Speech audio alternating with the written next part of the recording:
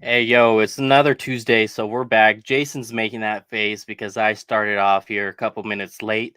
It's not my fault. We have, some winds here in San Diego that decided to take down my front gate. It took down a panel where the screws are attached to where you open it. So I had to run a Home Depot, put that panel on because if my dog gets loose, my dog's running around the neighborhood at that point. So it was a mandatory fix, kind of like what the 49ers got to do here with this mandatory offseason where it's fixing Jimmy Garoppolo for a first round pick, fixing the free agents under the salary cap. We got a plenty of things going on. But make sure you subscribe to my YouTube channel, Leo Luna, as well as subscribe to Jason's channel, which you're probably already on. If not, get on it. It's at Jason Aponte. So, Jason, how you doing? Great, man. This is peak off season already, and it's only day 15, and it's just a little bit of a precursor to what we should expect. And every day we're going to come up with one of these reports. Get his ass, Mike. Get his ass, That's Mike. my dad. Yeah, Thanks, Dad. yeah. Appreciate it. Get him. Get him.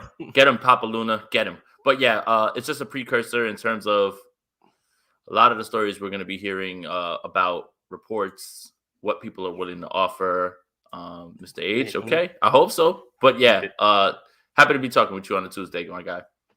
Of course, and it's that point of the season where just random lunchtime, I'm doing a mock draft. Random before bed, I'm doing a mock draft. It's that time of year, and it's you see some names like when you get to the third, fourth, fifth round, you never seen before. So now you're just watching random college players and seeing what their production's like, and then you get excited, like, oh, this guy fits this team. He's a starter, and it's someone you never even heard, an hour ago. So that's what makes this offseason and frankly every offseason so exciting is because you learn names, you learn faces, and all of a sudden you have like 10 draft crushes, but your team takes one of them if you're lucky. So let's get to the big news first. And this is going to be a buy sell topic. Mhm. Jimmy Garoppolo getting traded for a first round pick. Notice I didn't say the Washington Commanders there because what Mr. H said, it could be a bidding war. Like one of the Pittsburgh Steelers decided to send pick 20 and ask for the 49ers second round pick in return. I think that's a possible scenario. And when you look at Jimmy Garoppolo, what he gives you as far as like second round value, because I think that's where most people are projecting it, you can't get that in the draft. You can't get that in the trade market. Frankly, you can't even get that in free agency because the best free agent quarterback is what? Teddy Bridgewater. Bridgewater, let's take out the bridge. Bridgewater can't hold Jimmy Garoppolo's water. That's my best dad joke impression. It completely failed, but hey, buy or sell Jimmy Garoppolo getting traded for a first round pick. I'm selling it, and that is best case scenario because if that's the case, then you don't even wait for a bidding war or anything like that. Someone is offering that, then go ahead and take it. You know, if the Steelers say we want to give you 29, but we'll take 61, do it. But I just don't see it. I mean, and if there is some sort of way that it is a buy or that they do it, the 49ers are actually going to have to kick in picks, and I think that it should just be sending Jimmy Garoppolo to acquire picks, not send any off, like get more. So, I mean, who knows how things shake out? And I think a lot of the market is going to be dictated around Jimmy Garoppolo based on landing spots for Russell Wilson, Aaron Rodgers. And when that market dries up for other places and they have to figure out who they are looking at, there's a guy who has won games in this league when you put people around him and he'll command your team. And that's what Jimmy Garoppolo is. So right now in February, it's really hard for me to believe that Jimmy Garoppolo will be moved for a first round pick, even though I would love that more than anything. It's just when you start to look at it logistically, the Mm-hmm. locations, when does this happen? I mean, pick 11 from Washington, that's a premium, that's a haul. Yeah, And, that you'd have would to be say, more. That would be more than what this team received for DeForest Buckner. right. That hold that. Getting Washington's pick 11 in for Jimmy Garoppolo would be more for this team in return than DeForest Buckner. Hard Wild. for me to That's yeah. Go ahead. Hard for me to see that. Hard for me to see that. I would love that. Hard for me to see that though. But again, the market is going to be dictated on landing spots and where people feel he's going to be needed Ooh. because there's teams that are on the bridge. Let's see. I feel like if we do get a 1 for Jimmy, it'll be for 2023. I'd like that. I'd All right, absolutely like that let because me then you pose can. this to you: are they open Yeah, to it? Do you think the they front sh- office would be open to a 2023 first round pick they should opposed be, to and a if 2022 second? And if you take the 2023 first, you can package that with something else and get back in the first and get one of your guys this year. And that's another thing. Is like people are discounting whatever pick it is that you get for Jimmy Garoppolo can be packaged in some way to get into the first. And that's the point. Is find a way to get back into the first this year. I mean, if you get a 2022 first, fine.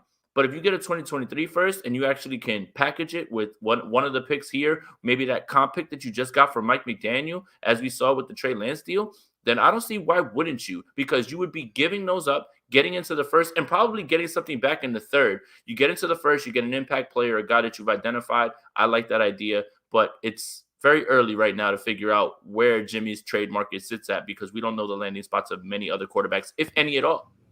Isn't that what the Eagles basically did for Carson Wentz? They'll say, "Hey, we'll throw conditional tag on this," and basically bank on Carson Wentz earning them a first, and that's exactly what he did. And we're talking about the Colts cutting Carson Wentz, a guy they are giving up a first for. A Um, first and a third. yes. So, do you think that's another scenario that you could possibly see? Is maybe a conditional pushback to next year? So you figure with Jimmy Garoppolo, looking at his winning percentage, what he is, everyone could say, oh, the 49ers won in spite of Jimmy Garoppolo. Oh, Jimmy Garoppolo did his best to put teams back into the game. Well, hell, so did Nick Mullins, so did CJ Beathard, so did Brian Hoyer. And those guys' winning percentage were equivalent to me playing quarterback in the NFL. So when you add in Jimmy Garoppolo, like the intangibles, it's a real thing. And that's why we're having well, not me, because I could care less about the Arizona Cardinals. That's why people are having the discussions about Kyler Murray, is because they're saying he doesn't have those intangibles. And that's why they're not reaching their true potentials. So it's a real thing. And especially with that whole situation in Arizona popping up right now, I think it bodes well for the 49ers because they could use that as a huge selling point. Obviously, it's not going to be a selling point to get them to first in return, but it could potentially get them a conditional 2023 first round pick. And if you put some sort of snap limitation or something like that, look, let's call a spade a spade. Jimmy Garoppolo has been injured basically his entire time in the league, for with very few spurts of health. So you could find yourself in a position where he has to hit certain snap limits. Answer that. Yeah. Not sure why any GM would want to give up assets for a weak arm quarterback that is routinely injured before week 3. Desperate. That's our opinion, but that's not the opinion of a lot of people around the league. And there's a lot of general managers and coaches that say, "Man, let me get my hands on him." Look, Sam Darnold got a second chance. Many people, Sam Bradford continued to get second chances in this league. There's always a coach that'll always feel like they can do something with Jimmy Garoppolo or get him to his better potential. So whether you believe that's true or not is a whole different thing. But someone believes that, and that's why you see the overpaying like Sam Darnold and again Sam Bradford being moved. Sam Bradford was traded for a first round pick, and that doesn't really look too good. But injury if you as put well. Yeah, and if you put some sort of snap limitation or something like that on it, you could net yourself a pick if you're just banking on what the history, unfortunately, is around Jimmy Garoppolo because he's been injured for most of his time in this league. Forget the 49ers. He was injured in New England. He got injured here. And I don't want to wish injury or anything like that, but that's why you put those parameters around it. If he can make it to the snap limitation or the snap count that you need, then you get that pick. That's the same thing they did with Carson Wentz. So I could see something like that as well, too. Yeah, the thing is this thing is going to be so fluid within the off season. Who said it right here? Avatar. So what you said is Rodgers and Wilson stays put, and we definitely getting a first and a third for Jimmy because those two guys stay put. Aaron Rodgers, Russell Wilson stay. What's the market? What's the trade market at quarterback? None. Deshaun Watson, is he gonna play? Like that's more fluid than Jimmy Garoppolo trades market essentially. And then when you look at the draft, do I think the Washington I was gonna say football team, Commanders We will should give call him up? that. No. Let's just call him that. That's it. I See, don't care what your name is. Washington football team is way better than Commanders. I had no problem just saying like the Washington Football Club, like they do in Washington. some soccer teams. You know what I I got mean? used to it. I hated it in the beginning, but now I liked it, man. It had a certain ring I to it. did. WTF or WFT, it worked in so many ways. I don't understand why you would even change it. I got used to it. I'm tired of They this league, man. they could have kept it, and if they could have put a W logo on the side of the helmet. They could have put a stripe. It's like if they wanted their uniforms to be ugly on purpose, like just the maroon helmet with the yellow number, not even an outline on it. Took away the stripe completely on the top of the helmet. Um, they could have left it. They could have threw on a W and a stripe, and it would have been perfectly fine. They didn't. Honestly, that's probably better than their current uniforms. It's so. But anyways, we don't want to talk about the Washington football team too much. But it's you look at a head coach. This is the reason why I brought him up. Ron Rivera. Do you think he wants to just go ahead and select a rookie now, have that rookie sit for 2 to 3 years, or do you think you'd rather get a quarterback like Jimmy Garoppolo and win now? It's kind of why he went out and got Ryan Fitzpatrick last offseason, right? In the free agency. You don't think he would be willing to give up maybe a second round pick for Jimmy Garoppolo, potentially a 2023 first round pick where who knows if Ron Rivera is even there in 2023 if they don't win this year? So that's kind of how you want to look at this whole situation. At this point, I am going to sell it with the hopes that I'm wrong and they get a first round pick. Until I see more of this situation get played out, I'm gonna have to sell it for now. Sounds like you sold it as well, correct? Yeah, I did, but that's a very interesting point too, and I think that that's something that should be applied to across the league. Who's a coach that's on his last Mhm. legs and needs to win immediately to make something happen, right? And to get the hot seat, cooler. And I think that's something else that is it should be discussed. Ron Rivera, and we all know how volatile Washington is when it comes to Mhm. coaches. Like there have been better coaches who have Yep. had better records that have been sent off for less. Um, Maybe he's feeling the pressure of like, I need to bring in a guy who can win right now. And I love your point about Ryan Fitzpatrick because that couldn't ring more true at this point. So how many other coaches are on the hot seat? Like you need to win something right now. Like I could think off the top of my head, a guy like Matt Rule is somebody like that. But I understand they're not in the market for that because they already picked up Sam Darnold's fifth and they're already paying him so much money. But Yeah. there's plenty of guys in this league that this is a results driven business. And if you're not producing, nobody cares about what your potential was. Nobody cares about what you did 3 years ago. Doug Peterson won a Super Bowl and was fired 2 years later. So this is just how the league is. So you have to start looking at other destinations of coaches who are on their last leg trying to at least make a playoff berth. A playoff berth will ease that conversation unless your owner is dead set on moving you. But that is a great point about Ron Rivera. He's not ready to develop somebody else because he's not going to be here next year for that. Like, that's not the point of any of this at all for him right now. So what he needs to do is try to win now. That's why it's a good discussion to have with Washington. But there's some other places that are like that where guys are, they need to win or they're going to be out the door and they're going to be unemployed. So that's a good point, Leo. I love that. And if you're Washington, you got to feel comfortable with your situation, right? Playing in the NFC East, you know that they don't have repeat winners since what George Bush was in office, since Clinton was in office. Oh, They haven't senior. had, yeah, they haven't had repeat winners there in that division. So that means next year it's going to be the Eagles. I have questions about Hurts. I'm sure the Eagles have questions about Hurts. You have the Giants, who literally everyone who watches football has questions about Daniel Jones. And if you're Washington, you trade for Jimmy Garoppolo. This is the funny thing. Jimmy Garoppolo is the worst starter in the NFC West. If you're Yeah. Washington and you go get Jimmy Garoppolo, he's the second best quarterback in the NFC East. I'm taking Garoppolo over Hurts. I'm taking Yeah. Garoppolo over Daniel Jones. I understand the promise. I understand the dual threat. I'm But taking it Jimmy sounds like Garoppolo Philly. over both those guys. It sounds like Philly would agree with you on that from the rumblings that we've heard today too. That they're going to be a player in this as well. Now, do I believe that Garoppolo will beat him out in training camp? I don't know about that, but if they bring him in, then for me, you don't bring Garoppolo into to compete. Yeah, there you go too.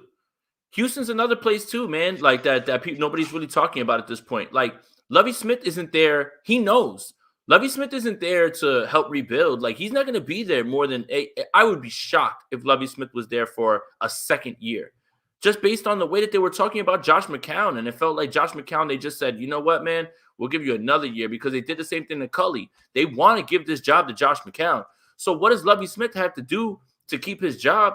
bring in a guy who can at least win some games. I know Davis Mills is developed, but Lovie Smith doesn't care about the future of your franchise. He cares about the future of his job status and his employment in the league. That's what people don't understand. Why are you not playing the kid? Why are you not grooming the kid? He's not going to be there. Who cares what happens in the future for them? I don't give a damn about developing a rookie if you're going to fire me next year. Like, I never understand people when they make those sort of discussions like, well, you should be playing the kid and developing. For who? For the next guy? No. I got to win games while I'm here. That's the whole point of this business. It's a result-driven business. So Lovie Smith is probably sitting there like, man, I'm not going to win games with Davis Mills. Maybe he believes that Jimmy Garoppolo with the whole, Caserio connection, they could win games, man. I don't know how that works. And again, coaches, when you look at it, why would coaches care about the future of a team that they're going to be fired from? I don't understand. I never understood how people are just like, remember, I think it was the Doug Peterson time, right? With Wentz and Hurts. Oh, develop the kid. He knew he was out the door. He had to win games. Like I don't care about developing a guy for the next guy. I don't care about that, and you shouldn't either.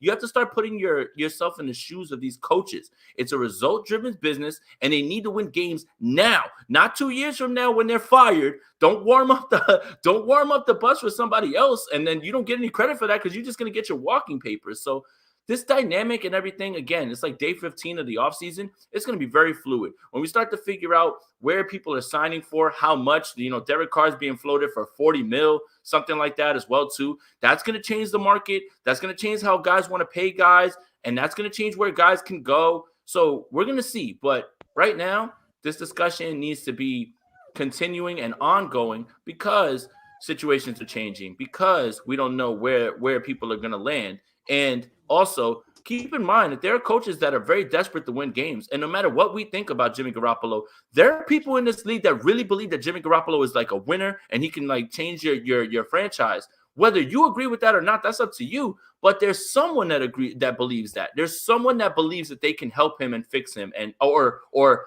get the most out of him, not fix him, right? Like, because I don't think you can fix him. But that's the way you should be looking at it, in my opinion, at this point. You're muted. Now? Yep, you're good. Okay. If Murray hits free agency, Washington would want him. Kyler Murray's not hitting free agency. The way these contracts are. Colt McCoy, baby. Just let Murray walk and just roll with Colt. Yeah, so that the Cardinals get a comp third for Kyler Murray, and that's about it. As a lifelong Cardinals fan, I think we should cut bait with Kyler Murray, and we should roll. It's time to get this thing rolling and put Colt McCoy in there, man. As a lifelong Cardinals fan. Yeah. So Andrew, I get what you're saying about Daniel Jones. The promise and the potential is, his ceiling is a lot higher than Jimmy Garoppolo. Absolutely. But has he reached that ceiling? No, he's still on the first floor of the building. That's why Dabble's there, though. Dabble's there to what they're trying to do is put Dabble in a part where because a lot of people give him all the credit for Josh Allen, which I don't. Like, I think he helped, but he doesn't get all the credit for Josh Allen. So I think that's what the Giants are looking at. They're like, hey, man, we'll give you Daniel Jones, similar skill set, whatever you want to say, and let's see what you can do. And if not, his 5th year is up, then that's it. You can just move on from him and we'll just draft somebody else. So at least Dabble has that, he has that safety net with Daniel Jones right now. Seattle boy. Jeez. Kyle isn't desperate to win games. Pete Carroll and man, who's your quarterback? Geno Smith? Get his ass out of here, man. Can't wait for Russell Wilson to be can't wait for Russell Wilson to be a Tampa Bay Buck, and you got to live through Geno Smith, man. Y'all exposed yourself. Y'all exposed yourself this year, man. As soon as your team started losing, that stadium was empty as hell, man. Y'all really got 12. Y'all got 12 fans. Hey, that's how it was, though. Before Matt Hasselbeck and Sean Alexander had their little run, that's kind of how it was. I never thought about the Seattle Seahawks, partially because they were an AFC team. They weren't an NFC team. But I don't want to talk about those frauds anyways. So let's talk about a little bit of free agents here. Most likely to stay. So you're going to choose one player here. A player that's most likely to stay and a player that's most likely to leave. For you guys in the comments, instead of saying stay and leave, you could put S for stay, L for leave. We have Pro Bowl guard now, Pro Bowl. We could throw that on his name now, alternative or not, and I'll be biased on this one. Pro Bowl. Lincoln Tomlinson should have been a Pro Bowler. Nose tackle DJ Jones, and most underrated safety in the league, and probably within this fan base as well. Kwaski Tart. Choose one that's most likely to stay, and one that's most likely to leave. DJ's the most likely to stay, and Tart's gone. Tart's gone. Okay. If you just notice the way they pushed Huff on the field, they used him a lot. They really like him. The writing's on the wall at this point. I mean, I think Tomlinson leaves, though. I do think Tomlinson leaves, but I think when you say most likely to stay is DJ, most likely to leave is Tart. But that doesn't mean that Lincoln stays, right? Like that's the part. All right, here's the problem, right? What the 49ers want to do to pay Lincoln to stay is like 10. But Lakin has played himself into that 15. Now it's up to the 49ers. Is 15 too rich? And he deserves every amount of money on that. And we know Parag's going to punch that number into the computer. And if Parag sees a no pop up on his computer, they're not going to think about it twice. They're going to let Lakin walk. Is there still a chance that he comes back? Yes. Do I hope he comes back? Yes. But with the question that's being asked, most likely to stay, DJ Jones, and Tart's gone. Tart's gone. Tart was gone before the drop pick. Don't think the drop pick was the thing. Tart was gone before that. That was not the deciding factor. That's what's going to stick in 49ers fans' minds. That's what they're going to crush him for, whatever. I'm not here to tell you how to feel because that's, if you're mad, you're mad. I get it, whatever. But he was going to leave before that. He was going to leave way before that. Like, that, it's just the writing was on the wall with the way they wanted to use Hufanga, with the way that they kind of just pushed Tart aside. And then, yeah, look, I got him mocked at 61, Petrie. And I think he's better than Hufanga right now. I don't care. Y'all can start killing me. Now let's talk. Petrie's better than Hufanga right now. If you draft him at 61, he starts immediately over Hufanga. Immediately over Hufanga. I hope Tart stays, bro. I really do, man. But if they don't, draft Petrie, and he starts right over Hufanga. Hufanga needs to be closer to the line of scrimmage, playing as a linebacker, running downhill. You cannot leave that man in coverage. Petrie can do both. His numbers in terms of tackles for loss, I believe in 14 games, he had 18 and a half tackles for loss. He had 5 caused turnovers. He's silky smooth in coverage, and he can play in the box. He looks more like Tart than Hufanga does. I would draft Petrie and start him over Hufanga and not even think twice over it. I'm not even close to thinking about that. The thing that I like about Petrie as well is he could be flexible. You could even play him, at nickel as well. And we talked about how Jimmy Ward and Kwaski are interchangeable as safeties. They could both play high. They could both play in at nickel, covering the guy in the slot, in the box. That's what Petrie does. But Lincoln Tomlinson, this is the problem with him. You talked about it. Is what's his price tag? It's going to be at least minimum $10 million per year. And a player I look at similar to his situation was Roger Saffold when he left the Rams and joined the Titans. Saffold was around the same age, 30 years old when he got that contract. And he left for a 10 million average. That was 2 years ago. So what's the price now for that 30-year-old veteran? Secondly, it's how many Kyle Shanahan clone schemes or Kyle Shanahan, like his father schemes, whatever. West Coast schemes, how many of those, are out there in the league now? A pretty good chunk. How many more of those teams have more cap space? A little bit of them do. And the biggest one to me is Mike McDaniel. Everything he said out there in Miami seems like he wants to be there for a long time. Obviously, what head coach wouldn't want to be there for a long time? In Miami? It's freaking Miami. No state income tax. You're living large. Like the dude's looking like he's a part of the next, was it Narcos season 5 at that point? That's what he looks like. And that stadium is so close to South Beach, though. That's not in like the bad part. Like that's not in a like whack part of Miami. Like Hard Rock's like in the middle of South Beach. Yeah, so it's like, okay, you're going out there with the new scheme. Who better than the guy who just made the Pro Bowl at Lincoln Tomlinson, a guard? Usually how people want to build their lines is kind of like inside out. That's the reason why center is a crucial position to an offensive line. The center kind of gets everyone set, so it goes inside out. It's kind of weird, though, because tackles are more relevant than guards, but Lincoln Tomlinson, huge guy, advocate in the run game. The Miami Dolphins were 30th in rushing last season, so Mike McDaniel's will want to take that over. I'm not saying that he's a lock for Miami. Jets. They just have $64 million in cap space. Jets. They have a need. The Jets. Jets with LaFleur is Mike running that. LaFleur. They have a ton of Mm-hmm. cap. The same thing. They want to do all the same things. Like Yep. it's again, if Lakin walks, it's not because the 49ers didn't want to retain him. Yeah. Go for it. You got it. No, I was going to say it's based off of value and what you could do at other positions, and having a guy that you invest in second round pick and Aaron Banks, basically being available to be a plug and play left guard, considering he played left guard at Notre Dame. So that's the situation there with the 49ers. I don't think if Lincoln doesn't sign, you can't blame this front office. You can't, because a guard is one of those, like, hell, we've had Daniel Brunskill starting at guard for the longest now. Last year, Tom Compton was starting at guard. Kyle Shanahan does a good job at kind of disguising his guards within his scheme more so than he can the tackles, especially if you have a center like Alex Mack, but we'll see if he's even coming back. It's going to be tough to retain Lincoln. DJ Jones, it's one of those positions that don't get much love in terms of, salary. I'd be shocked if he made $10 million, which that's probably Lincoln's floor.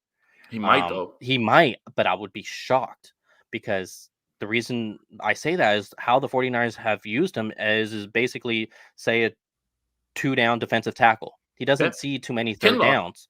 So, yes, Kinlaw. So, since he's not a third down defensive tackle, usually the defensive line, they get paid to sack the quarterback. That's why you see edge rushers like Nick Bosa about to make $30 million a year. If he could just give me a single bag, I would appreciate it.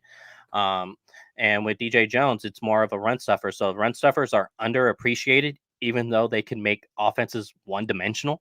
So I think it's probably pretty, attainable to keep DJ Jones within the building. Kwaski Tart, what they showed with putting Hufanga up at high safety, the way the season ended, and I think it's kind of hard to retain a guy when stuff like that happens, even though it wasn't like the lost game wasn't his fault. Is it Kwaski's fault that Tom Compton couldn't, block a fly? No, it's not his fault. Is it his fault that is it his fault that we saw Tomlinson blocking Brunskill and then we saw Mack blocking Trent Williams? Is that Kwaski? No, it's not Kwaski's fault. There's no guarantee that Tart intercepts that ball and the offense does anything, because the offense was stalling at that point, and it just weren't. And whatever, man. It's just people are gonna use that as their way to say, well, we don't want him anyway, or whatever, because y'all been hating on him or whatever. And it's annoying. It really is. I don't care. Tart didn't lose that game, man. You still had opportunities on offense to go get it done at the end, right? Like, you still had the ball in your hands and you were down 4, right? Or 3, whatever it was. You could have tied the game. You could have won the game on offense, man. Don't give me that crap, man. Like, that's one play in the grand scheme of things. Also, you're not in the NFC Championship game without Tart running down Aaron Jones, but nobody ever wants to talk about that, right? Like, everybody just wants to bring up turnover plays and all that stuff. I'm tired of it, man. Like, it's just, look. If he's not available, go ahead. I love what Tart brought, man. But, like, you know what? Go get paid somewhere else, man. For real, man. Because somebody else is gonna highlight the things that you do well, as long as they understand what you're in position to do. Like, I'm done with the whole discussion about how Tart fumbled the bag here, man. There's a lot of things like the Super Bowl and like the NFC Championship. It took an entire team to blow that one, and the entire team did. So don't give me that it was Tart. Stop it. It's a team game. Don't do that, because y'all don't want to blame Jimmy Garoppolo when things go wrong, right? Because y'all want to say, oh, the team, whatever, blah, blah, blah. Same thing. Team game, right? Keep that energy. So Cynthia wants to know. We shouldn't, though. Yeah. We shouldn't let him go. We shouldn't. Explain it. It's just, It's just Parag's gonna punch that number into his computer, and he's gonna say that's too much. And you know what? Godspeed. We're just gonna move on from you. That's just how they operate, and I don't like it. I don't agree with it. I think Tomlinson and DJ are must signs. I do, absolutely. That doesn't mean that that's how the 49ers view them. That's my issue. Yeah, to me, it's huge to bring back DJ Jones, but most likely to stay. That's my guy, DJ Jones. He helped make offenses one-dimensional, have to go back there and pass. And when they do want to run a balanced game like the Green Bay Packers, it doesn't work out too well. He made me forget that Javon Kinlaw was on this team.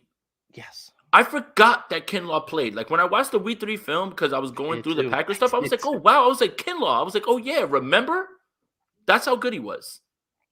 The dude was fantastic, and even though he's not out there very much on third down situations, pass rush situations, you still saw him get his. He got his sack against the Dallas Cowboys in the playoff. He did create pressure against Matthew Stafford in the NFC Championship game. Like, the dude does get his, provided the opportunity. But if you could get a guy for around 5 to 8 million, I think that's probably, to me personally, what I see run stuffers go for is 8 million, and he's also a smaller run stuffer. So I think that's why some teams won't be as eyed in on him, even though it's the I weirdest know a crap. team will.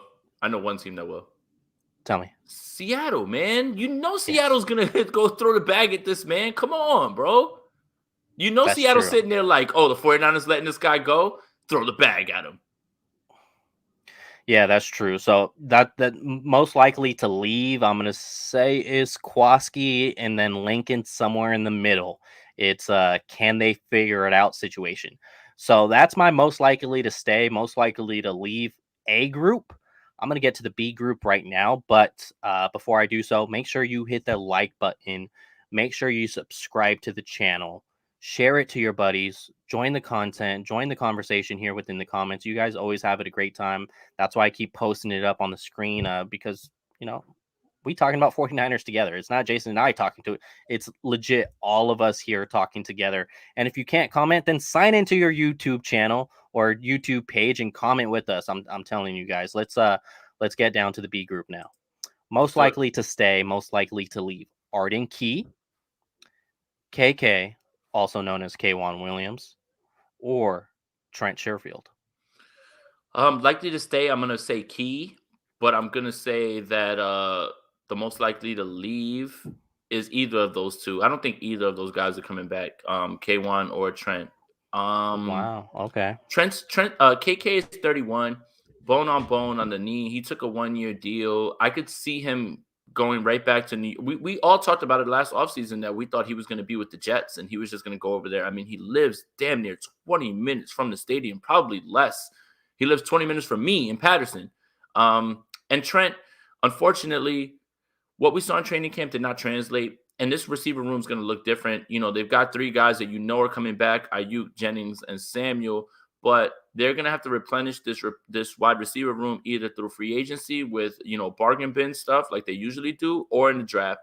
And I just don't know if Sherfield's going to be back for all of that. I mean, maybe they bring him back just because you saw the connection with him and Trey early in the postseason and during camp. But I got Key coming back. I got KK to leave, and maybe Sherfield stays. I like that from Tony, actually, that he stays because of special teams. So I'll say that he at least has a better chance to stay. But I don't think KK is coming back this year. Yeah, I don't think KK is coming back either. I think his time is probably up. He's a little older. What's that cup say, by the way? Toxic. Oh, they named it after you. I mean, that's why I have it. Someone gave it to me knowing damn well what I am, and I was just like, man, I'll take this. I don't like it, but you got that right. Oh, and you guys, Rams Kingdom there in the comments. Imagine winning the Super Bowl and hopping on a 49ers YouTube page. It's the weirdest thing ever. Like, bro, do Nah, something. Like, but congratulations, bro. I blocked them for 5 minutes. Like, No, congrats. Here's a thought. congratulations. No, congratulations, Rams Kingdom. You should enjoy that. That's a big win, and No, but he's like capping in the comments and all that. That's why I that's blocked all him for right. 5 minutes. He's good. He's good, man. Hey, look, do what you want to do, man. The world is yours. The season's gonna be back in a little bit, and we don't care about who won the Super Bowl after that, and it's on again or whatever. Nah, So like it's enjoy your time, though. Enjoy your time. The game was 24 Sunday hours. too. It's 24 hours. No. If the Niners won the Super Bowl, bro, we ain't doing no 24-hour rule. We're gonna be talking for months, man. Let that man ride out on that. I'll give him that, man. You got that. So I think it's KK's time. You do have Diamador Lenore that you could try in the slot. You have the forever 49er in Dante Johnson, who you could try out in the, he could probably compete for that starting nickel in camp as long as he doesn't go against shifty receivers like Cole Beasley, because I remember that Monday night game, he got 8 up in 49ers home game in Arizona, in 2020. Yeah, but a little bit of that too was Tarvarius Moore was just running somewhere else, and guys were like, Yeah. there's a lot to do with that, because I saw a lot of Tarvarius Moore love today, and I was just like, okay, Well, people guys. forgot. It's been a year. People Yeah, forgot. like, okay, guys, like, I get that you're like, oh, yeah, I remember, but let's not get all crazy. Like, Tarvarius Moore is the answer also. And, Hey, I guess I hope we'll discuss I that hope later he on. could be the answer. I don't I know if hope, he is. pop on I a don't know bunch if of he is. film and maybe it sticks and he's not out of position anymore. But that Like, doesn't mean hopefully. that Kyle and them aren't just going to start Hufanga over him, even if he is playing better. Oops, did I say that? Let me just take a sip real quick. No, man. And then most likely to stay, I'm gonna say Sherfield.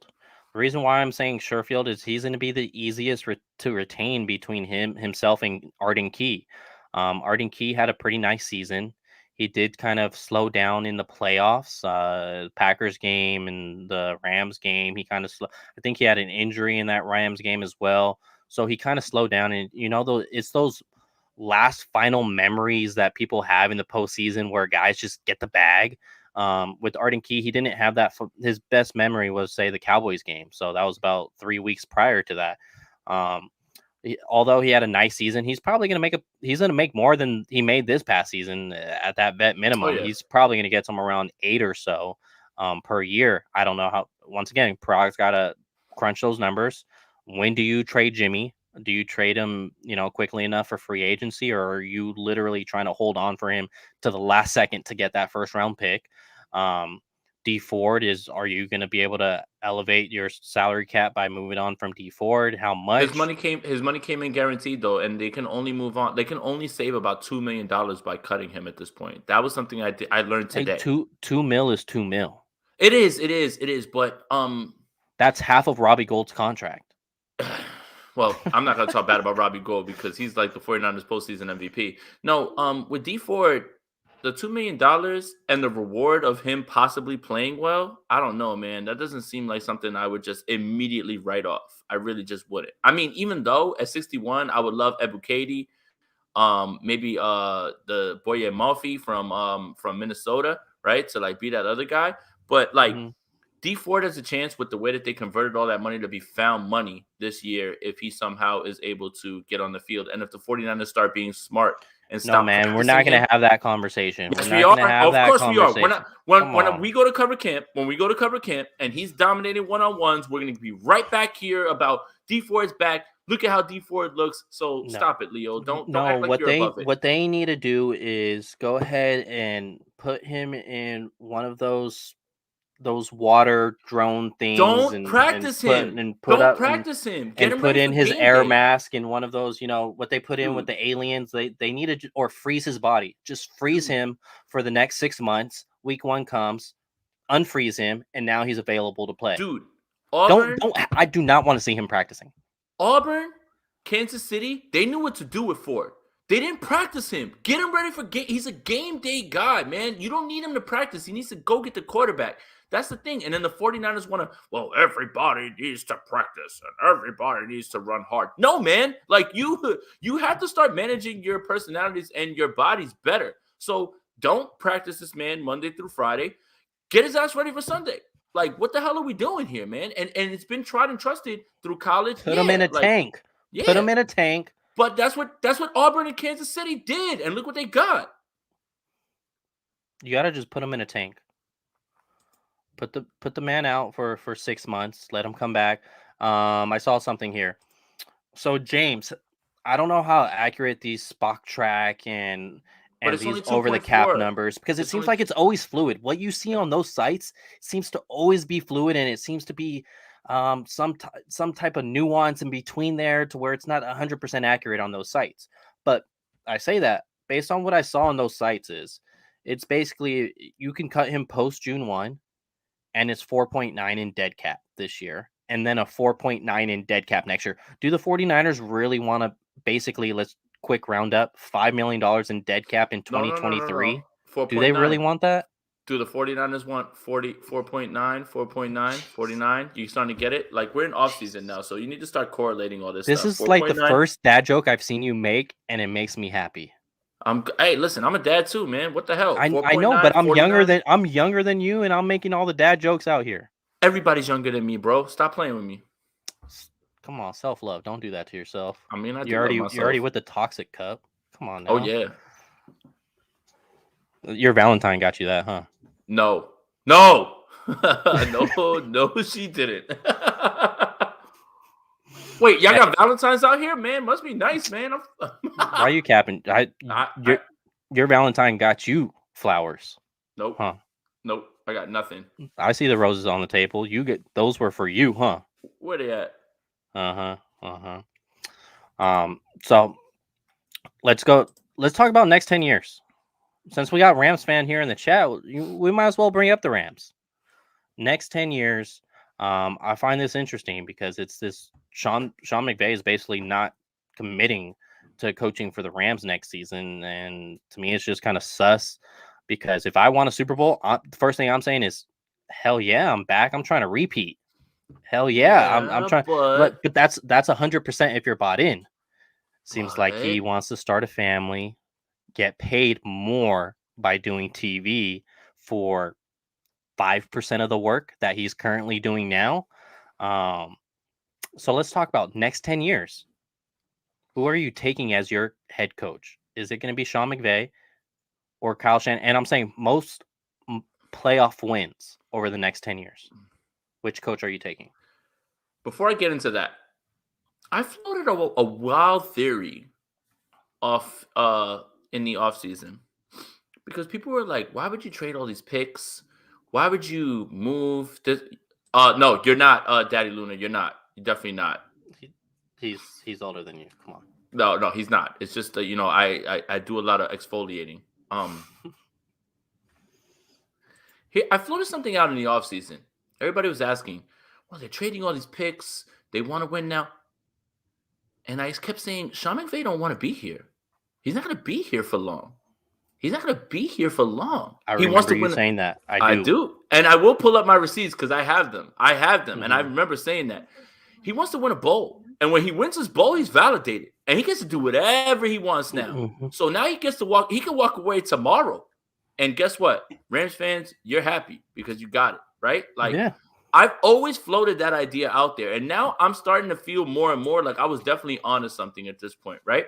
Because he can quit, move on, go do a year in the booth, and go get a bag somewhere else and then start over. And then he doesn't have to deal with the ramifications of trading all of those picks. And then you're in absolute cap hell. Any of that. So that's the first thing I want to point out. I am going to pat myself on the back for that one because I definitely saw that coming. This is the only explanation. It's the only explanation, man. It really is. There's no way that you send all those picks and you're invested in the future. This man was trying to win a Super Bowl faster than Kyle Shanahan, faster than many people to just say, I got my bowl, I'm out of here. And he did it. And credit to him. Credit to the Rams for doing that. Okay. Next 10 years, man, what are we talking about? Kyle Shanahan. Sean McVay was this close to blowing that game as well, man. Like, there was like again, and he wasn't even good in the NFC Championship game either necessarily, right? Like, you got very lucky that Jimmy Garoppolo couldn't keep this offense rolling, that the offensive line wasn't playing well, that Aaron Donald turned into Aaron Donald. There was so many things in the way of Sean McVay. Sean McVay tried to give that game away as many times as he could. First of all, why would you try to challenge that with that one play when that was your last time out in the second half? Like, this man isn't some sort of genius. The reason that they won is because they're so star heavy and things align. That's it. Like, so it's not necessarily anything that, I saw some stupid tweet that somebody was like, oh, McVay's son, Kyle Shanahan. What are you talking about, dog?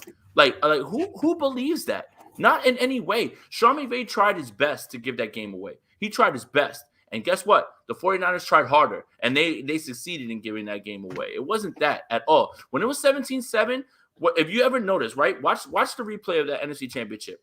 When Jimmy Garoppolo throws that touchdown to George Kittle, they put the camera on Sean McVay, and he's like, calm down. No, you calm down. Now, you're not telling anybody else to calm down. You were feeling it right there. And that's when things started to change after that. So Sean McVay is not going to be here for 10 years, clearly. But I'm going to take the guy that actually has built this. There is no Sean McVay without Kyle Shanahan. So yeah, I'm going to stick with Coach. What are we talking about here? And Coach has a plan, right? Coach has his guy now. Matthew Stafford ain't going to play forever, and you can't keep all of those guys either, right? So even if Sean McVay stays, that's not a sustainable thing.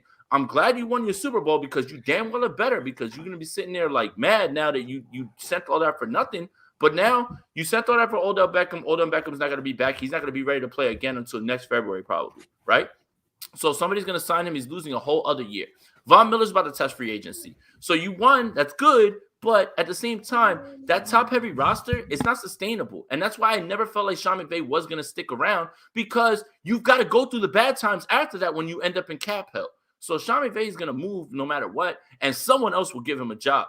So give me Kyle, man. They did it the right way. No matter if they didn't win, they still are set up for success going forward. They have their guy on a rookie deal. They know what they want to do. They have their core intact. They have the best left tackle in football. They have the best tight end in football. They've got the best offensive weapon in football, and they're still going to be adding people. So, yeah, give me Kyle Shanahan. Come on, man. Let's get Homer on this.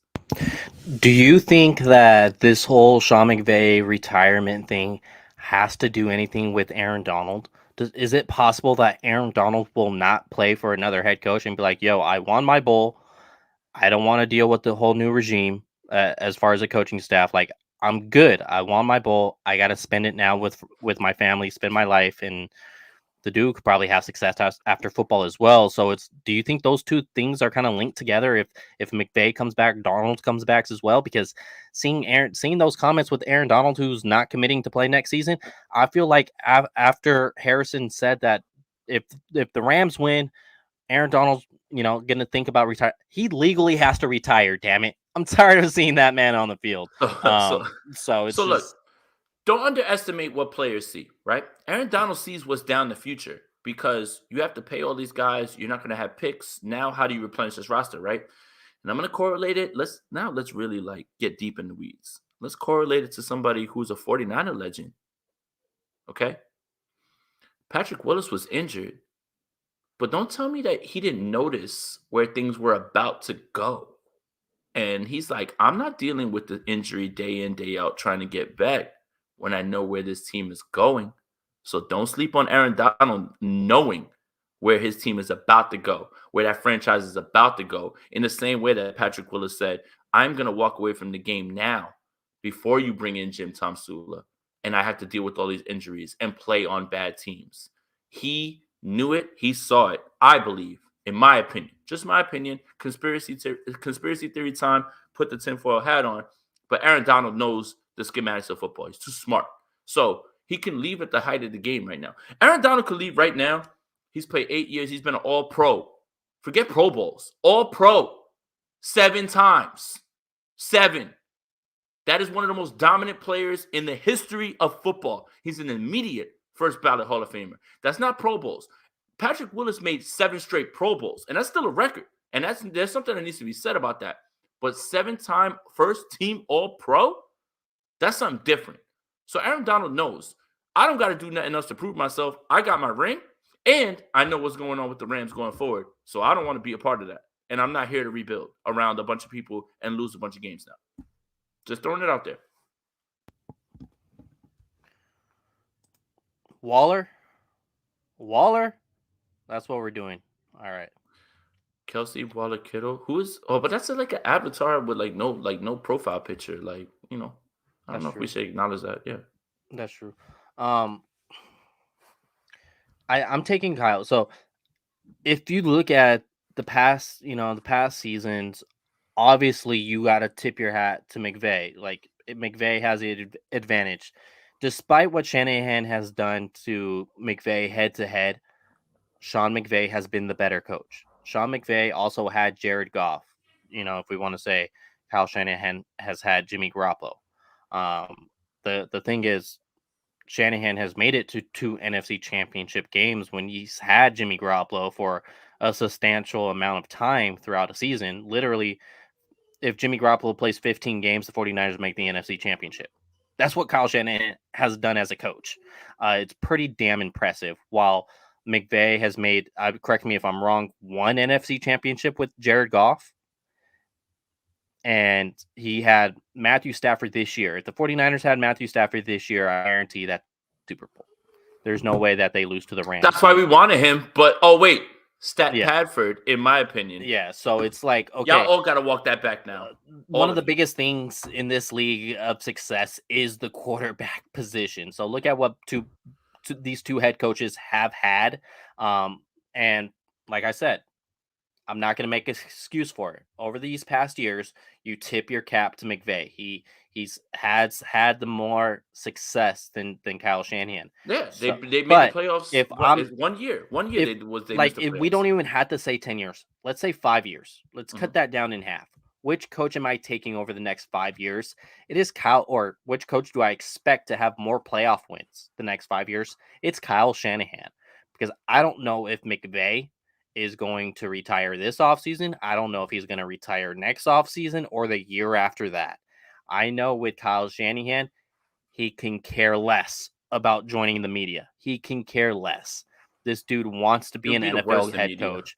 He He would be the. yeah, I would not want to listen to coach talk like, well, um I mean, um it's a good route, and it's another good route over there. Like I love coach, man, but like keep that on the sidelines. Yeah, so it's with Kyle Shanahan. He's not retiring to be in the media. This dude's going to be there for, like I said, if we cut this in half, 5 years, he's going to be there for those 5 years. And with Trey Lance moving forward, albeit health, the way this roster is currently constructed, with the cap possibly going up, I think the 49ers can possibly go 5 for 5 in these playoffs, and make it the next, say, 6 years straight making the playoffs. I really do. That's how talented this roster is. And that's how talented this coaching staff is. So I'm taking Kyle Shanahan, and plus Kyle Shanahan's shown he can win in the playoffs. His two losses were obviously completely ugly, something that you never want your team to Yeah, go but through. playoff losses are ugly though. Yeah, Inherently, but it doesn't look at matter it. how. It's a winning record in the playoffs. 2 road win games, despite Jimmy Garoppolo not playing to his As a head career coach, average. don't bring up that Atlanta Super Bowl. That's not him.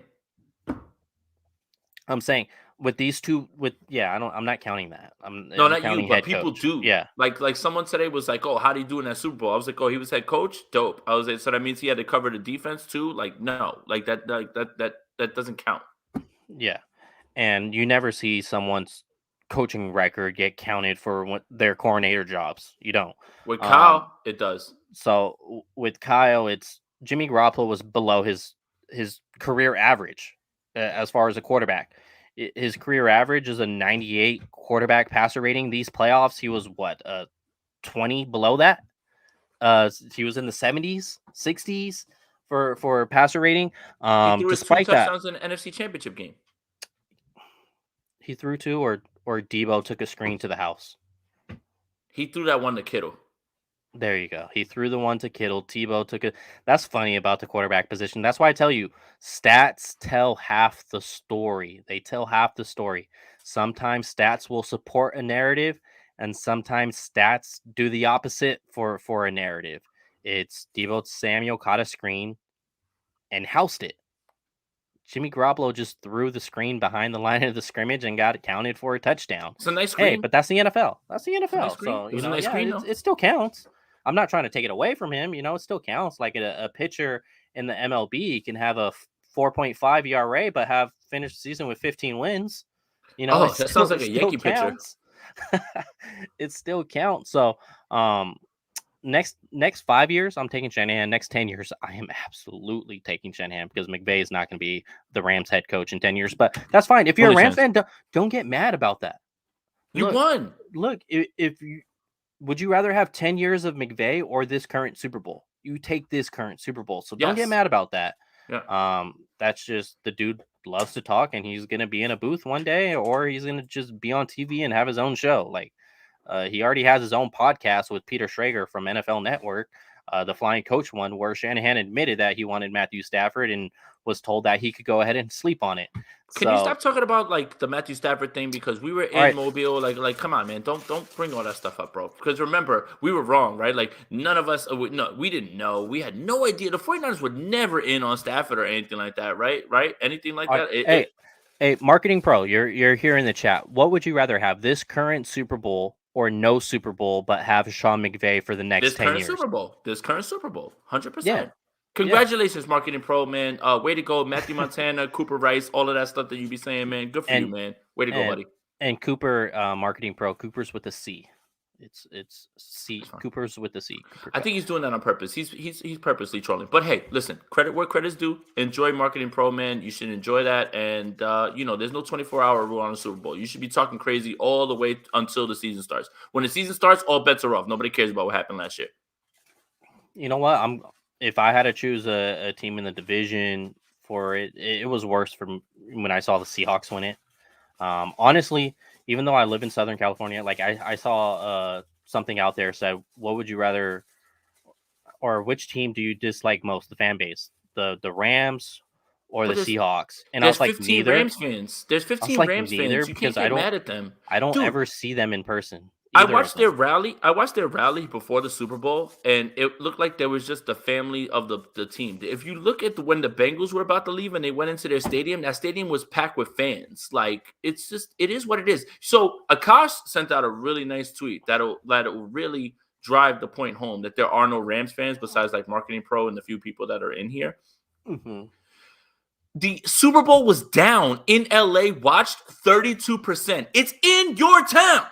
It's in your town. If there was ever a time for you to have a bandwagon time and a moment, there are no Rams fans, bro. There aren't. It's so wild to me. But shout out to those 15 Rams fans. Enjoy this one, man. You deserve it. You've been 10 toes down since they moved from St. Louis. They went from LA to St. Louis and back. Y'all did it, man. Y'all did it. Raise that trophy, man. Enjoy yourselves. Biggest priority this offseason, 49ers O-line or the 49ers secondary? 49ers O-line. And that's not something that people are going to say and they like or anything like that, right? Like everybody wants JC Jackson. That's not happening. Sorry, 49er fans, not happening. Yeah, I don't care, Fernando. Come on, man. O-line. You are at a point right now where you could be starting 4 different people. Yes, exactly. That's disgusting. A display, Tony. You are at a point right now where you only have one position locked down for the offensive line, Trent Williams, and you've got 4 question marks. Can Lincoln come back? Is Alex Mack coming back? What happens with Daniel Brunskill? Can Mike McGlinchey return from this injury? It's offensive line. It's not even close. This team is nothing without being able to run the ball and being able to protect. As you saw in the last 2 weeks, the 49ers struggled mightily in Green Bay because they couldn't stop the pass rush. Tom Compton popped up. For all those people that were talking crazy about Mike McGlinchey, those last 2 weeks, that's Tom Compton. And I'm glad that I'm not glad that it happened because the 49ers didn't win, but y'all need to stop telling me about Tom Compton, bro. He got hid the entire year, and then it ended up showing its face in the last 2 weeks. Rashawn Gary whipped his ass, and then everybody else whipped his ass in the LA game. But you have 4 spots on this offensive line that are not locked down. They're all question marks at this point. It is obviously offensive line because you know what? No matter what, the defensive back room, Emmanuel Mosley's back. And you know what? Worst case scenario, Ambry Thomas is back. Jimmy Ward is going to be here. And now you got to figure out strong safety. But let's just say there's a world where I believe that Jason Verrett is back as well, too. Jason Verrett starts over Ambry Thomas 10 out of 10 times, as long as he's healthy. And I think that he will take a deal like that because he did injure himself. So that's fine. And a nice fallback plan from Jason Verrett is Ambry Thomas. So I think the 49ers DBs, even if they remain steadfast with what they have and don't add anything in the draft or anything like that, which I believe they will, or free agency, it's the offensive line. Hands down, this offensive line is going to look drastically different if the way things play out, like how it looks. Oh, of course, Fernando. You're muted. I said appreciate you as always. We got a donation here from Tony real quick, so let's just hit on it. Tony, appreciate you, my guy. I think McVay is overrated. The decision to trade the farm was all up to Les Snead. This team didn't win because of McVay.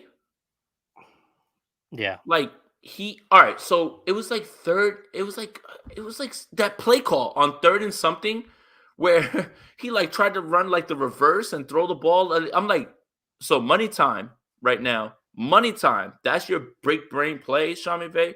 The refs definitely bailed you out there at the end because the Bengals would have finished that. You're very lucky that Zach Taylor did similar things on 2nd and 13 to get them to 3rd and 9 and run the ball. It's, again, watch it play by play. and you realize Sean McVay's not a bad coach, but he won a Super Bowl. Many coaches have won Super Bowls, and Doug Peterson just got another job. He won one 2 years ago. He just beat the GOAT, or 3 years ago. He won the GOAT. He beat the GOAT, fired. Like, coaches, they get a lot of the praise, but come on, man. Objectively look at this. Like, third and whatever it was, 3rd and 5, that's your play? Was a reverse to like throw it back to Stafford and Cup overthrew it? What are you doing, dog? Like, if Kyle Shanahan did that, y'all would be killing him. But you know Yeah, what? facts. The result changed. Come on, man.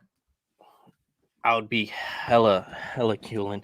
Well, I wouldn't, but majority of people would be killing Kyle Shanahan for that. Um, I was.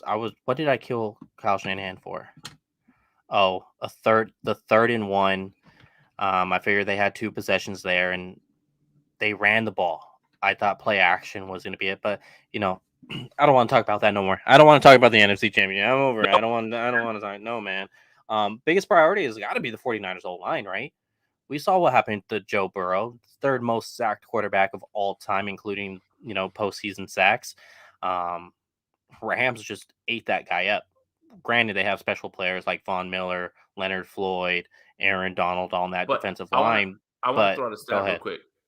Rob Shue brought this stat up, and it's not my stat. Remember how we talked about like Andrew Luck getting murdered right behind an offensive line? Oh, Joe Burrow talking about him getting Andrew like saying Luck retiring too soon or Andrew something Andrew Luck took 32 less sacks than Joe Burrow has. 32. in the first 2 years. Yes. Jesus, That's not a recipe for success, young man. no. I hope they help that man, but Andrew Luck got tired of returning from injury, returning like and taking the hits. Like y'all don't understand it. You're just like, oh, why would he walk away? Because his game hurts. It sucks. Play tackle football for one game and tell me how you want to play another game, let alone seasons. So yeah, obviously offensive line. Keep going, Leo. My bad. No, you're straight. Um, so it's you got to protect your investment. Your investment's always going to be your young quarterback back there. It's you got to. The biggest priority is because the only one that that is guaranteed a return is Trent Williamson. Trent Williamson. Jesus Trent Christ, Trent Williamson. Williams. Trent Williams. I put Tomlinson and Williams together. So Williamson. Trent Williams is the only one guaranteed to come back. Is Lincoln going to go out in free agency? Is Matt going to retire? Brunskill, yeah, he's probably going to be back. He's a restricted free agent, but is he a Maybe, starter? Is he a maybe though. starter? I You could mean, if you throw have you to look start him, it. You if you could have throw to start second him, round. You could throw second round tender on Brunskill, and you only have to pay him 110% above his salary last season. I could pull up his salary, what he made last season, because I looked at the same thing um, for Aziz Al Shire, and his 110% above last year's salaries only is only about just like around $1 million. That's all Aziz they have to pay Aziz next year on a second round tender. Yeah. Brunskill made 850 this year, so that's the same about Aziz 110. So basically a 10% increase. He's at $1 million. So yeah, throw the second round tender on it. I don't know if you have a limit on how many second round tenders you could use on your restricted free agents. But yeah, nobody is trading a second round pick to go ahead and negotiate a contract or an offer sheet for Daniel Brunskill. So that's an option. Um, you can't do an original round tender because Brunskill was not drafted. Same thing with the Z's. That's why I'm saying second round tenders for them because it's either a first or a second or original round tender. Both players were undrafted, so you don't have that option. Um, so it with him, you don't know if he's starting at right guard next year. You have no clue. McGlinchey, you have no clue if he's starting at right tackle next year. It's too early on in the process to know if he is your week 1 starter, week 2, week 3, week 4 starter next season because his thigh injury is that serious. the So when you quad he look at ripped it it, off the bone. yeah, when you look at it, you are guaranteed to Go ahead. have, at least for the most part, guaranteed to have one starter out of the 5 on the offensive line. When you look at the secondary, you're guaranteed, based on where they are with contracts, to have 3 out of the 5. So that's two more players, and the other two are KK, who's older and is probably going to be somewhere else next year, and Kwaski Tart, who's he to me he's a hell of a player, Yeah, but underappreciated he's not older, player on but the he's 30. defense. But he will likely be gone. But what I'm saying is secondary at least has 3 out of the 5 figured out, like under contract and guaranteed to come back. 49ers offensive line, they have 2 if you consider Mac, but he has yet to announce if he's coming back or not. So You got you 4 feel more question marks. comfortable saying that it's 1. There you go. God, you made it so simple for me. 4 question marks. There we go. You have 2 question marks in the secondary, 4 question marks on the offensive line. Process of elimination. Offensive line is the priority. Cole Strange, baby. Make that move. Draft that guy. I like him. Donation from Big Dez. Appreciate you, my guy. If Trey Lance starts with a revamped O-line, that might be a problem. I'm Yeah, glad you brought that it's the up. priority. It's the priority. But I'm glad you brought that up because, right, like there's 2 schools of thought. Aaron Banks is going to be used in unison with Trey Lance. That's why he sat, and there was never the plan to play Trey. But also that, and I saw the odds come out for the 49ers, and, I understand people are looking at this team as, hey, they played this close to that's fine. They played this close to a Super Bowl. That's cool. But you need to reset your expectations when Trey starts. There's going to be bumps and bruises, man. And if this team doesn't make the playoffs, there's no way you can just sit there and write off Trey or just, I think that because of what the 49ers were able to accomplish this year and in unison, how people view how limited Jimmy Garoppolo is, they just assume that when Trey takes over, that all this is going to flip. And this is like, oh, we're going to be explosive. We're going to, boom, boom, boom, boom, boom, like similar to Alex Smith and Patrick Mahomes. And I don't know if that's the necessary way that you should be looking at this. But shout out to Big Dez, man. He's always a big supporter of the show, man. And but just I want to temper the expectations because one, we don't know what this roster is going to look like right now, right? There's 33 free agents, 34 free agents.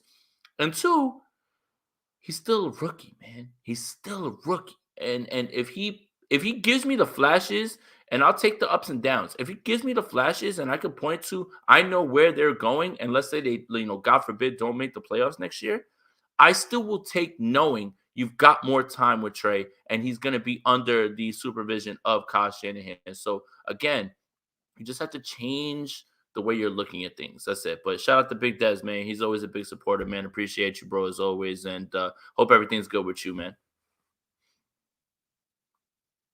You're muted. All right, I got it. So we got double EE. However you want your E's to be pronounced. Looking back, would we have been better off starting McKivitz instead of Trent Williams? Trent was getting pushed back pretty often in the pass rush. I think that's, like you said, it's always looking back. You could have those conversations, but if that was happening to a 50% Trent Williams, same S would have happened against a Colton McKivitz, 100% Colton McKivitz. So I think if your guy, I'm always going to preach 50% of your superstar is going to be better than 100% of the next guy. You got to ride your superstars. He was the best player in all of football this year, according to some people. So PFF. Hey, PFF just said he's the number one. You have to ride with Trent Williams in that situation. You can't alter from it. And if I'm a coach, right, biggest game of the year, and I look at Trent Williams and he looks me in my eye and says, "I'm ready to go, coach." Absolutely. Done. All right. Done and done. Say less. Done and done. That's what I needed to hear. Don't change your mind. Because he did in week 18. In week 18 was like, I can't do it. I can't do it. And you just have to hope that the adrenaline pushes it. This is a good way to look at it in hindsight, and I'm not disagreeing with you at all, EE, but I don't think McKivitz would have made that much of a difference because the entire line played poorly. This team, like Leo alluded to earlier, if you guys haven't watched JT O'Sullivan's video, I suggest you watch it just because there's times where guys are blocking each other. They're not blocking any Rams, so they were ill-prepared one way or another for whatever reason. But if Trent Williams looks me in my eye and says, "I'm ready to go, coach," I don't think twice, and I'm playing that man. And Trent Williams playing that way on that injured ankle is not the reason they lost. Again, it's not one thing. It took an entire team to lose this game. I could point to off coverage from Ambry Thomas and Emmanuel Mosley, letting guys just run curl routes and just get 9, 10 or whatever and just like stay away. And like, there's plenty of things we can all look at in this game. It took an entire team to lose this one, but I don't disagree with the sentiment. But at the same time, Trent Williams is why you're here. Trent Williams is your guy. And if he looks me in the eye and says, I'm playing, coach, then I'm going to ride with him, and good or bad. Absolutely. You take that every time, 10 out of 10. You have to. And Fernando, you've been active here in the comments, so we appreciate you for the donation on this one. Daniel Brunskill and Tom Compton needs to go. They get beat a lot. I want somebody better at right tackle and right guard. I mean, an upgrade. I don't disagree with what you're saying. What I personally want is Williams, Tomlinson, Mack, Banks, because I don't think Banks can't be that far off from Brunskill after a whole year with this team, and then McGlinchey, because they're going to be paying him $10 million per year. They took his fifth. He's going to be super hard to trade at this point. So give me the guy who's going to cost $10 million, and McGlinchey's a better player than Tom Compton. Like Tom Compton, thank you. I'm glad we got to it. He played, admirably. Yeah, for who he is, he played well for who he is. But he doesn't hold McGlinchey's water in pass protection, and we're talking about McGlinchey and pass protection in the same sentence. And Tom Compton doesn't hold his water in that. You could look at the numbers.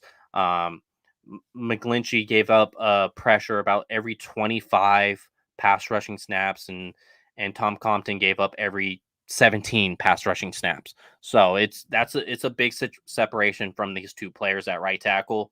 So that would be my situation there is, once again, Williams, Tomlinson, Mack, Banks, and McGlinchey, because he's making $10 million. Yeah. And look, we're almost at an hour 15. Shout out to everybody that's in here. I believe we have over 200 people in here right now. Make sure you like this video, subscribe to both channels. Make sure you hit those notification bells so we can continue to bring you the news. And, look, this is what I appreciate about 49ers fans. You guys flock to us because the national media won't talk about us. And I appreciate you guys for coming to us. So if you don't want to be missing out on any new videos, you don't want to be missing out on any content, make sure that you're subscribed to both our channels. Make sure you hit this like button. The like button will help with us because it'll send it into the algorithm and push it up so more people will get eyes on it. You really don't realize how much a simple like on this video can do for both of us. So shout out to everybody that's in here right now. Yeah. It's every week. We're going to be doing this every Tuesday. So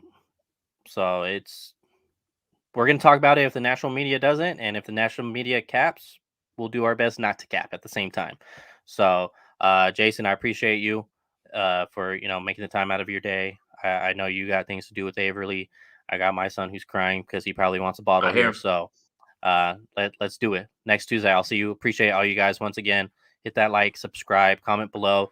Also, if you want a question answered before the show we go live next week, hit my DM, hit Jason's DM. You see our handles there. That's me on Twitter, on Instagram.